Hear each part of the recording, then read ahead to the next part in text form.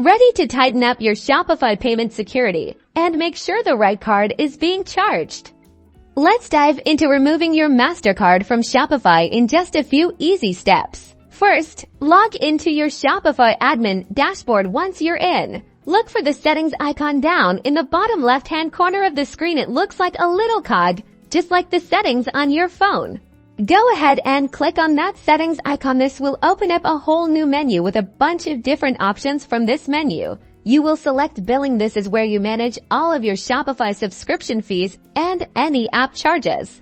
Now you're on the billing page. Scroll down until you find the section labeled payment methods. Here, you will see all of the payment methods currently associated with your Shopify account. Locate the Mastercard you want to remove. Unfortunately, Shopify doesn't allow you to directly delete a payment method. What you need to do is replace it. Look for the Replace Credit Card button next to the Mastercard details. This button may also say Add Credit Card. Click Replace Credit Card. This will bring up a window where you can enter a new payment method. Then, look at the bottom left of that window. You will see a Remove button. Click that to successfully remove your current Mastercard as your payment method. And that's it. Your Mastercard should now be removed from your Shopify account.